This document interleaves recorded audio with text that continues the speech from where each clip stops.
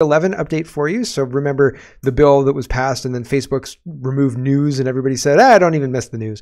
And so we've moved on from the news, right? We're a post-news society.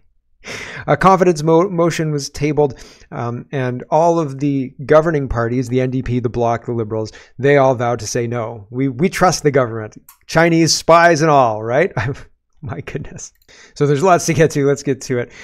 First, as I said, we're going to start with what's going on with free speech and how they're cracking down on free speech and the excuses they're using while they're conveniently ignoring Bell and Bell Media, CTV anchors and things like that. Actors who are paid to read script are lying about Pierre Poilievre and editing clips in a misleading way, and all they have to do is apologize. Nobody's threatening them with arrest or anything like that. But if you are somebody like me and you make a mistake or you give an opinion that the powers that be, like potato-headed Justin Trudeau, doesn't like, then you get targeted in the House of Commons, you get called a Russian agent like Cat Canada, you get called all sorts of names, and people come after you, or they want to imply that they're coming after you in order to intimidate you to stop.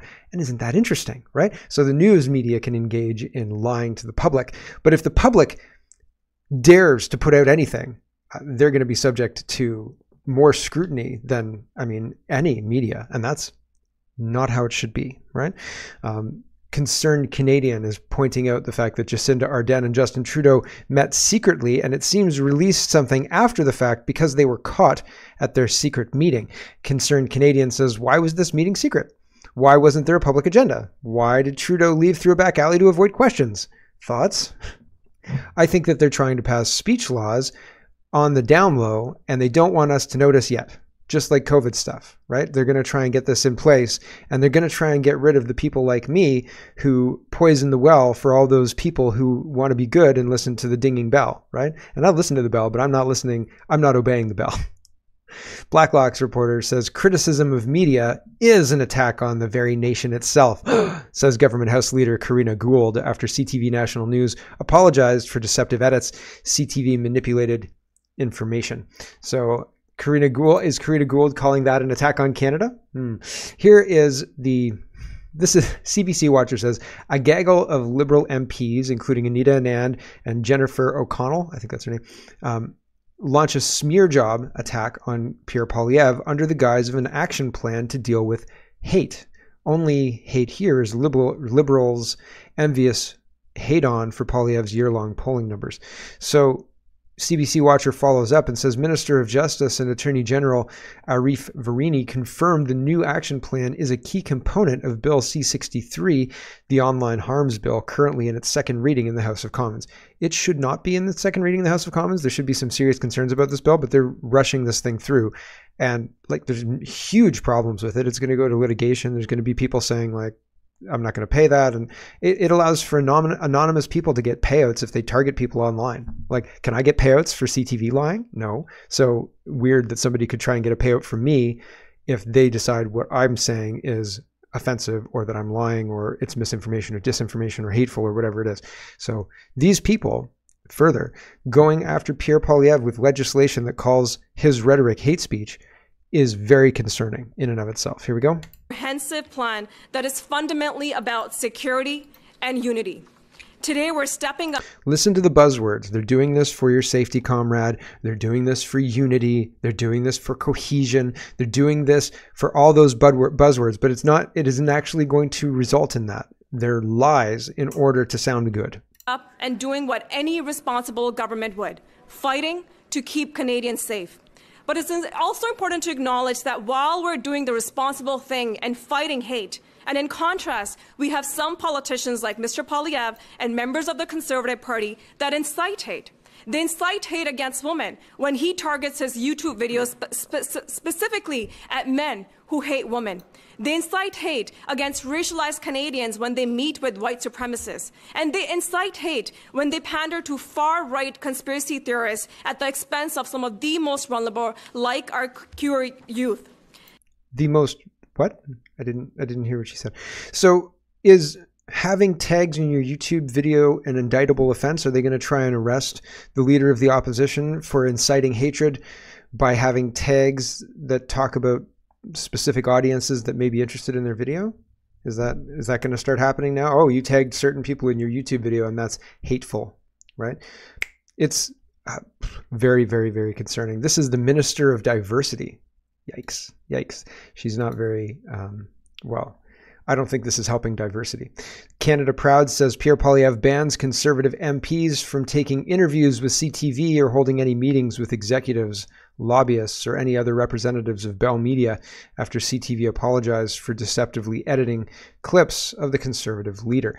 So now the Conservatives are not allowed to go on any kind of media that's run by Bell Media or CTV, which is interesting, but they brought that on themselves because they're deceptively they're altering clips in order to mislead the public using the opposition leader's words, etc., etc. James Woods says the commies are coming for X. This is the same safetyism speak that they were using for the laws in Canada. This is from AOC. You know, I do think that several members of Congress in some of my discussions have brought up media literacy because that is a part of what happened here. And we're going to have to figure out how we rein in our media environment so that you can't just spew disinformation and misinformation. It's one thing to have differing opinions, but it's another thing entirely to just say things that are false. And so that's something that we're looking into. You know, I do CTV. You shouldn't just say things that are false, eh? There should be a higher standard. Here is, I saw this yesterday. I'm going to play this again because she's talking about misinformation and disinformation and unpersoning people based on that using an AI algorithm. And that's, I think, where we're going. It's quite egregious, and it was done by a procedure called the silence procedure. She's talking about the recent UN thing that was passed. She says this is how it was passed. Which makes it a pact, and if no one objected, it is automatically adopted and put into the record as being completely adopted. This is the World Health Organization's runaround, or end around. Since they were not able to get the World Health Organization treaty passed, they decided to take it to the General Assembly, and it is even more egregious than what the World Health Organization was wanting to get passed. Let me just read you something really quickly about what is inside of this pact that is now being accepted by 193 nations around the world and equally open-armed accepted by our current administration. Everyone, it says that this is the power structure, fully digital and maximized for the control of the masses. Everyone will be expected to have a biometric digital ID that marks them not just as citizens of an individual country, but as a global citizen. So anytime you hear global citizen or anytime you hear sustainability, think that this is an egregious thing that's happening at the level of the World Health Organization and the United Nations. Anyone that has a dissonant opinion will be labeled as misinformation, disinformation, or malinformation and memory hold. Perpetrators for unapproved information will be fact-checked and punished by the system, which will be operated and enforced by artificial intelligence. Punishments will include being locked out of one's bank account, being unable to make certain purchases, unable to get on an airplane, on a subway, drive on public roads. This is the future, according to the world's self-appointed overlords at the United Nations. These are unelected bureaucrats that are making decisions about our country, our sovereignty around the world. Nothing could be more important at this point in time than to get prepared, have water. She says, have all that stuff ready because it seems like they're going to try and do everything they can using freedom of speech, et cetera, to, well, removing freedom of speech and then using anything people say against the narrative to crush them, right? And to remove them. Here's David Thunder talking about the impact of hate speech legislation and what that does to people. Here we go. You can always find an excuse to prosecute someone under a hate speech regime. Because all you have to do is speculate that it seems to you likely that some people will be moved to hatred, to feel hatred towards a particular group, one of the protected groups. by these words or these arguments. It's entirely subjective and arbitrary, and there's no solid way to adjudicate these kinds of disputes. So they'll just fall back to the ideological priorities of judges and prosecutors. Put simply, hate speech legislation of any kind is likely to discredit the law by putting it on a completely subjective and arbitrary footing, reduce the security of citizens because they no longer know on what basis they're likely to be prosecuted, and to create an extremely partisan political environment in which speech that falls into certain categories will be exposed to prosecution, with prison sentences, in this particular case, of up to 5 years. So that's what they're talking about, right? And so when the police show up and arrest you and you say, what am I being arrested for? And they say, like you don't know, you misogynist, you. And you're like, well, you're supposed to read me like my rights and let me know what I'm being arrested for. So let me know, type deal. And then when they tell you it's for your YouTube tags, right? Like, oh, you were hateful in your YouTube tags because you targeted specific men. That's what you're being arrested for. And then you get 5 years because the judge wants to make an example of you, right? Even though you've had no priors. And then the people who commit, I don't know, manslaughter, let's not say murder, second-degree murder, accidental murder, or manslaughter or something to that effect, they're out on bail the next day, right? Because ideologically, they're protected where your speech is no longer protected. That's what they're going for. That's the point. Here's Malai, and Ian says, speaking at the United Nations, Argentinian President Javier Milei slams the Socialist Woke Agenda 2030, subtitled, we're witnessing the end of an era. The collectivism and moral posturing of the woke agenda have collided with reality and no longer have credible solutions to offer to the real problems of the world. In fact, they never had them. The same is true of ideas coming from the left. Design a model according to what a human being, or to what human beings should do according to them. And when individuals freely act in another way, have no better solution than to repress and restrict their freedom. Right. The only way they win is by censorship. The only way they win is by removing that guy who's poisoning the well for all the other people who are listening to the bell and standing up and obeying the bell and doing what they're told, right? But if that person is allowed to stay, or if those people are allowed to stay, if they don't have a mechanism by which they can remove those people from the general populace, then their whole plan falls apart, period. So that's why they're doing what they're doing. Because they don't win without it. They can't. This is interesting. He's complaining, this guy's complaining, Power in Politics, that Pierre Poilievre doesn't want his MPs going on to Power in Politics because I'm not a reasonable journalist. No, he says I'm not a reliable journalist. He says something that made me laugh. At the end of this clip, I'll play the beginning too. At the end of this clip, I thought the way they ended this was really funny, and I wanted to show it to you. So we'll start with the beginning. I mean, it's only 2 minutes. We might just watch the whole thing. The lady makes a good point. Both videos are worthwhile. I'll just show this one though, because we can't spend 4 minutes on this. Here we go. Just through this, we keep inviting them on. You know, I text with MPs, people in his caucus who want to come on, but they're not allowed to come on. They say they will, and then when they have to ask permission, it never actually happens. So we have duly elected members of the House of Commons who are not allowed to come on the National Public Broadcaster for, reasons because the leader's office has decided I'm not a fair journalist. So fair journalist, that's what he says.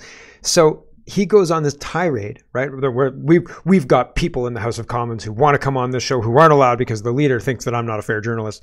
And he doesn't mention a damn thing about the malicious editing done by Bell Media and all of the other related egregious violations of good sense, right? With the media is reporting slanted things. The media is reporting in a way that doesn't benefit the conservatives. And not to say that I'm supporting the conservatives or anything like that, but they're not telling the whole story even now when they're suffering consequences for their previous lies. Now they're like, oh, well, who could know why Poilievre's doing this? It's just probably because he's conservative, right? And it's ridiculous. It's absolutely ridiculous because the reason he's doing this is because you damn well lied. That's why. And you're not trustworthy to not lie again, right? And who are these two? Like, are these long in the tooth staffers or something like that? Have they gotten coffee for a lot of people? I'm joking. So here we are. They both, I mean, I didn't hear from this one, but this one makes good points. The one in the yellow. Here you go. But the issue, Kate, that I think is interesting here is they can do what they want with the media. That's a choice they make. When you make allegations like this about a publicly traded company on the floor of the House of Commons, like, should you be doing that? Like, this is what I wonder about. There are people... They lied. So he's saying, hold on, people work for Bell. People have investments in Bell. Should the leader of the Conservative Party really be putting Bell in jeopardy by consequencing them by not talking to them because they're lying liars? Really? Really? People with their pensions, mutual funds, their livelihood invested in Bell. I know it's gone through some struggles and laid people off, but is that what we're going to do to corporate Canada? I'd point out that a lot of that disdain is directed very much at the CEO and the executive team, and not at the boots on the ground that are laying cable. I think there is an important distinction there. This would be a lot less complicated if, telecommunications companies were kind of out of the journalism business. It would be a lot less complicated if these companies weren't receiving either preferential regulatory treatment or, in some cases, direct subsidies. Because when a private company takes advantage of those things from the government, they are now in a new level of accountability. They open themselves up to criticism and vulnerability from opposition attacks in terms of trying to make a connection between what they're doing, their business practices, and the government. And we have created this news ecosystem in Canada that is very, very reliant on government funding. So I don't fault Poilievre for making that connection between these companies taking advantage of this and a news ecosystem that has some questions to answer. Right. They have to find their own self-sufficiency. Post Media gets a massive amount of the subsidy money too, and they never criticize Post Media's ethics because of the editorial leaning there. But like a mistake, I wouldn't say that's off the table, David. And I think that probably not. This is actually a very good example of how there's no sacred cows. Can you say that? So I thought her point here was that it would be a lot easier if there weren't such high government subsidies. So the media could be truly independent rather than a subsidized arm of the government or a mouthpiece for the government type deal. And she makes a great point. And he backs off, I guess, and says, well, they don't criticize Post Media because Post Media supports them, was the implication. And he directly made that implication because of their editorial leanings, right? Because they support the Conservatives. And she says, well, that's not off the table. No sacred cows. Right? Interesting. And it is interesting because we're seeing real-time Canadians lose trust in media to the degree where people are turning it off en masse. Like CBC is a black hole of money. I mean, we're going to defund it and that's fine, whatever. But I think that you could have probably fixed it. You should probably fix it and then sell it, not defund it and like let it die on the vine. You put it back to a thing that's making money, even if it's small, right? Break it down to like one channel, one radio station, 2 radio stations, whatever it is, like a very small kind of footprint from what it is now. And then you make it profitable and you cut back all of the subsidy and you sell it rather because it's an asset. There's a lot of buildings and all that other stuff. There's assets galore with CBC. You could even cut it out, like call Mitt Romney and say, cut this thing up and sell it, right? Cut off its pieces and sell it off to investors who want to take CBC News and take that branding and somebody else who, you know what I mean? Like sell it. How hilarious would it be if Fox bought CBC, right? I mean, American-owned CBC coming at you, right? There was a show in Idiocracy, hold on. Ow, my balls, right? There you go. That's what would happen on American-owned CBC. Health Ranger is responding to Dominic Michael Trippi, and he says, judge orders the sale of Alex Jones's InfoWars in precedent-setting case against freedom of speech operation to wind down over the next few months. So he's going to sell InfoWars, but InfoWars is Alex Jones. And like, InfoWars gets sold. Who's going to buy InfoWars? Like, can anybody buy InfoWars? Can Alex's friend buy InfoWars from him? Does it have to be like the court's going to set a price? Who's going to buy it for that price? Who's going to go along with this whole charade, right? I don't know. Health Ranger says, very important breaking news. The corrupt courts have ordered the liquidation of InfoWars. A forced sale will take place soon. This is a desperate move of a deep state trying to silence a powerful, courageous voice of truth and liberty. Yesterday, Alex Jones was in an airport yelling at somebody and it went viral. And I mean, like, okay, Alex Jones spins up the AJ network, Alex Jones under the Tucker Carlson network, right? Like, Alex Jones draws a salary under Tucker Carlson. Tucker Carlson gets the InfoWars guys and all the InfoWars audience. Where's the downside here? right? Oh, darn you, Alex Jones. And I mean, like, okay, Alex Jones under the creative control or editorial control of Tucker Carlson, that's probably a bad idea. Tucker Carlson's dad was CIA, right? So 3-letter agencies running the family and all that. So, but so was Alex Jones, right? Alex Jones has history like that too. His family was all spooks and insiders and all that, all the rest, right? He talks about that a lot. So maybe that's very plausible. But Alex Jones is InfoWars. And the other guys who've made their names or cut their teeth on InfoWars are probably have audiences bigger than mine in their own right. And they could probably just go out and be like, hey guys, I'm doing my own thing. InfoWars too. Woo. So it seems, I mean, desperate. Desperate doesn't quite cover it, but yeah, desperate seems desperate. Mischief says a cyber warlord owner with a machine gun installed in it. So a cyber truck warlord owner. I don't know what she means there. Anyway, AOL is reporting a Russian warlord who seemingly put a machine gun on a Cybertruck says Elon Musk remotely disabled the militarized EV. That's something else, man. Like, can you hack it? Can you, like, remember when you could jailbreak your iPhone and do what you wanted with it for the most part? And then basically Apple just brought all of those features to iPhone anyway, right? But weirdly, strangely, they can remotely disable. And so do you think you could take control of your truck by jailbreaking it? I don't know. So if you have an electric vehicle, do you think the government could turn off your car if they decided that you're a free speech person and they don't want that? Glenn Beck, how is Soros buying up hundreds of radio stations? So 250 or 270 radio stations just got approved for sale, fast-tracked through the FCC to George Soros. Benny says FCC fast-tracks George Soros's foreign-backed purchase of 220 radio stations, reaching 165 million Americans, before Election Day. The Democrat Majority Commission voted along party lines with Dems voting to approve. This is a first in FCC history. So all free speech, all very interesting. And George Soros can buy the United States radio stations en masse. Isn't that crazy? I mean, I'm just talking about 3 estates. He's like, I'd like all the radio stations. Scary stuff, man. Scary. Let's talk about No, we have to go to election. I don't know why grab bag of governance is next. Election. We have to talk about the election. Hold on a second. Maybe we have to do governance.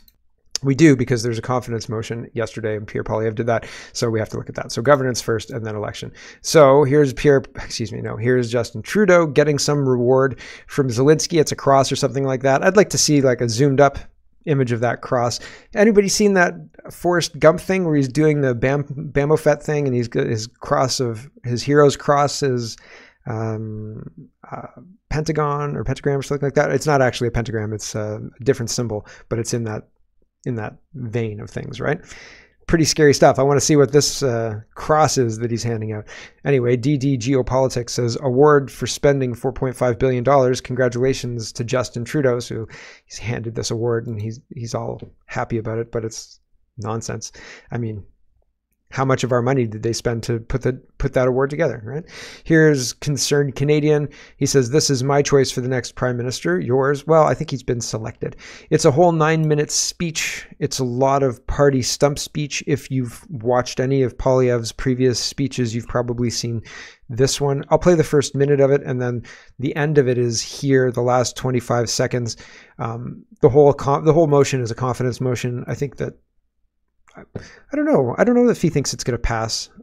Every opposition party to the Conservatives, so the governing parties, Greens, the NDP, the Liberals, the Bloc, they've all said they're voting with the Liberals to maintain confidence in the House. But I don't know how they can do that around the censorship laws being passed, C-63, the Chinese traders, C-293, 296, the other one, the food one. We'll talk about that in a minute.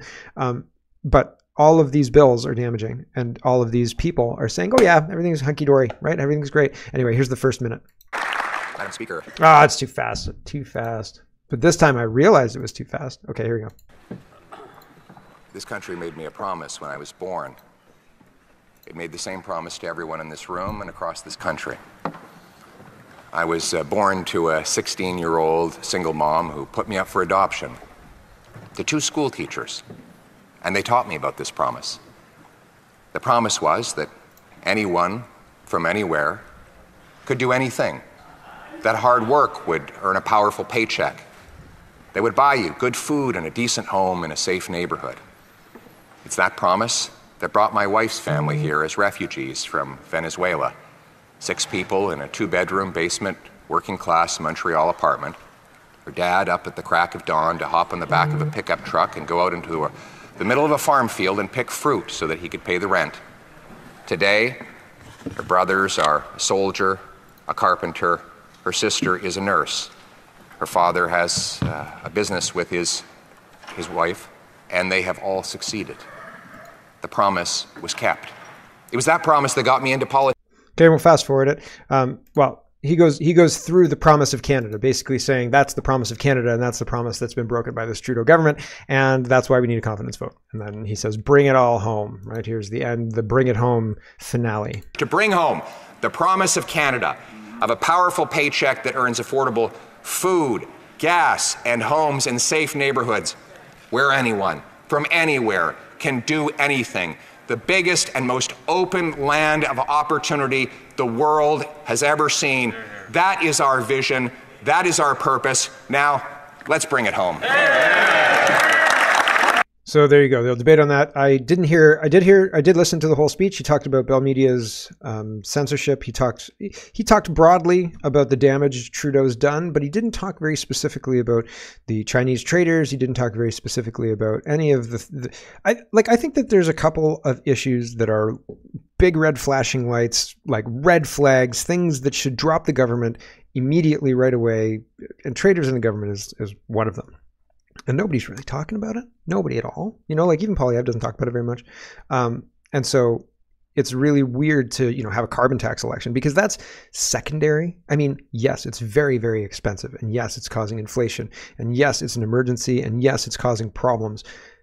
Immigration is causing more problems. The unchecked flood of people into the country that's causing more problems than the other things that we're talking about. And so it's interesting because the solutions that Pierre Poilievre is offering seem not quite strong enough.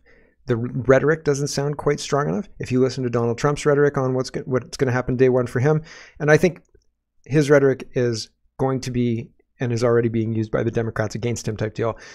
But I don't know that it's going to change anybody who's already decided idea anyway, right? I think there are pretty entrenched positions in the United States, but they're talking about mass deportations, whereas Pierre Poilievre is talking about building our way out of this and so on and so on.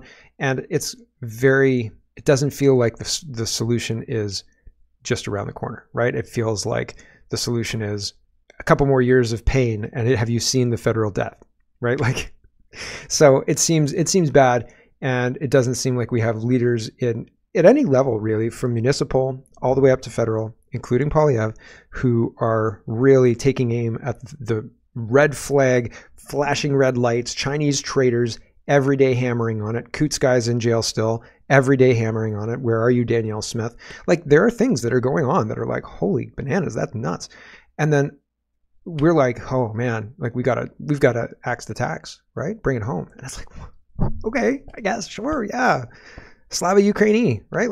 Jeepers creepers. Am I crazy and wrong?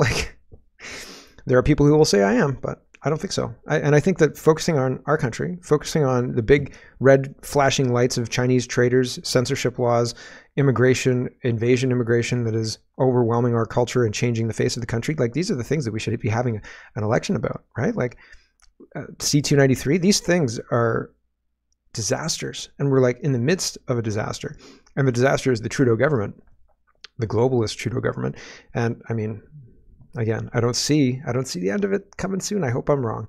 Jagmeet Singh says Pierre Poilievre will tear down healthcare. Healthcare is a provincial responsibility. Well, tear down healthcare brick by brick until the only way you will get the care that you need is if you can pay for it. Everything he does is designed to take from you and give to the ultra wealthy. We're going to stop him. I don't think any of that's true. And Canadian healthcare is provincial. So if you want to deal with provincial politics, Jagmeet Singh, you should get into provincial politics and stop being a federal whatever you are. Brian Passafume says, as the House prepares to vote on Conservatives' confidence motion, the NDP leader Jagmeet Singh stands firm on his intent to continue propping up the Trudeau Liberals. There you go. So they're going to survive another one. Dan says, I have to read the subtitles. I can't take that ridiculous noise she emits or the ridiculous drivel that she spews. Here's 36 seconds of Chrystia Freeland. Mr. Speaker. Here we go. Mr. Speaker, all these conservatives know how to do is talk Canada down. And you know why that is? It's because they don't want Canadians to ask themselves what the Conservatives really stand for. Right. That's because if anybody knows what the Conservatives stand for, it's Chrystia Freeland here. Okay, here, let her tell you what the Conservatives stand for. They've got a secret agenda, she says. Conservatives have a hidden agenda. Yes. They have a hidden austerity agenda. And it is time for us all to ask ourselves, what would they cut? Would they cut childcare? I think so. Would they cut dental care? I think so. Would they cut our housing plan? There she would. Is there a housing plan? Is there a housing plan that we're unaware of, Chrystia Freeland? Childcare doesn't actually exist. Their childcare places are closing because you don't cover even the basics to run the center, right? Oh my gosh.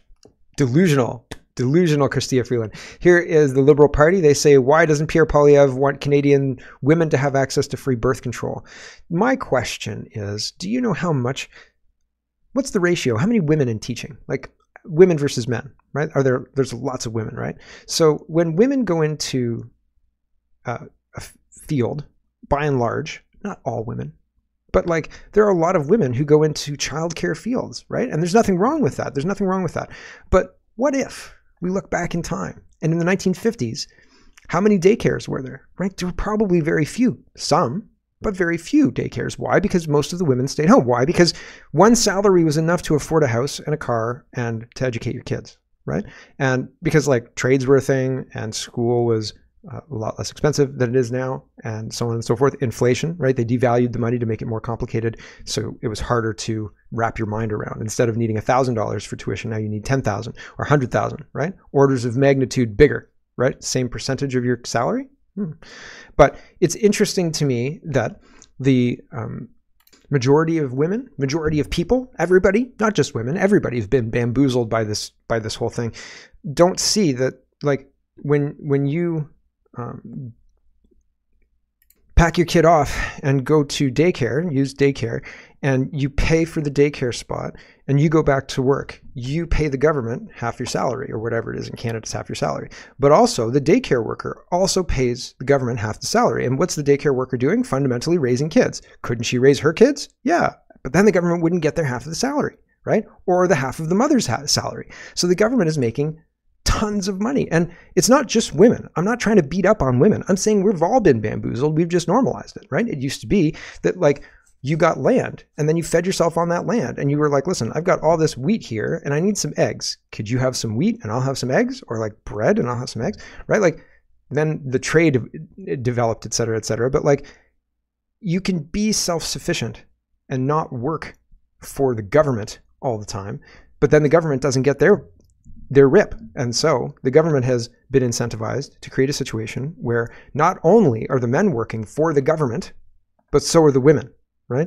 And the state is raising the children, and the people who are raising the children, also the government takes their money too, right? Everybody's working, their production is getting taxed, women work in the workforce wherever they work, and then they hand off their children to be raised by other women in the childcare industry, right? So like, is this optimal? We're told that it's optimal, but I don't know that it is. We medicate women against pregnancy until they've worked in a situation to establish themselves sufficiently to buy a house or something like that, which is further and further out of reach for most people, which is why the less people are having less babies now, right? Because they can't afford it.